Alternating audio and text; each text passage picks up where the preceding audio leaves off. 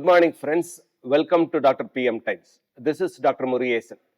Friends, in this episode, I am going to stress on the importance of HbA1c tests as an important diagnostic criteria for diabetes mellitus.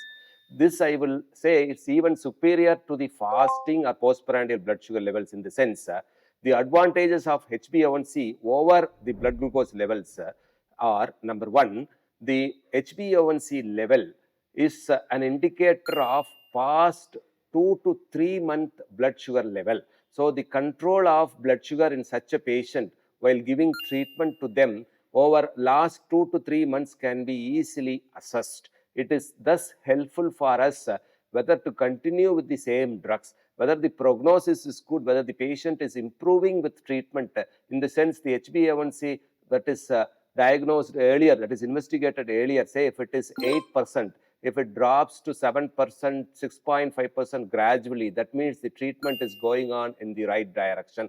And the opposite of the HbA1c is more, keeps increasing, we have to change the treatment or change the doctor himself, right? Then the control of HbA1c level is a better indicator of avoiding complications. A drop in just 1% in HbA1c level, say from 8% in the initial phase of treatment to 7% later on after 3 months of proper treatment of diabetes, means there is a 30% reduction in the incidence of complications such as nephropathy, neuropathy, microvascular, macrovascular complications, etc. So, it is a better indicator of decrease incidence of complications also. So, our treatment goal should be primarily aimed in bringing the HbA1c level, not in bringing the blood sugar levels alone.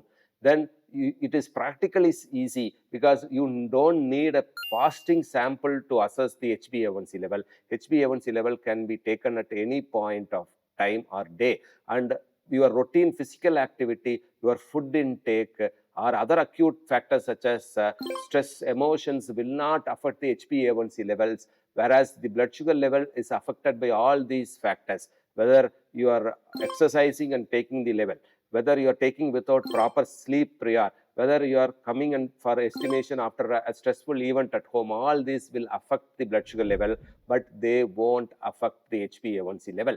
Then the sample taken for HbA1c level is stable even if it is investigated later, whereas the sample cannot be said same for blood sugar level. Blood sugar level samples can be altered if not adequate precautions are taken. So, HbA1c is easily done. It is not altered by acute factors. The sample is stable. It is a better indicator of prognosis, better indicator of decrease in the incidence of complications, and it is also a better indicator of long-term glucose homeostasis for at least 2 months or a maximum of 3 months. So, that is why HbA1c test is more specific, accurate, and important to diagnose and treat and also follow up mainly diabetic rather than the fasting or postprandial blood sugar levels. Thank you.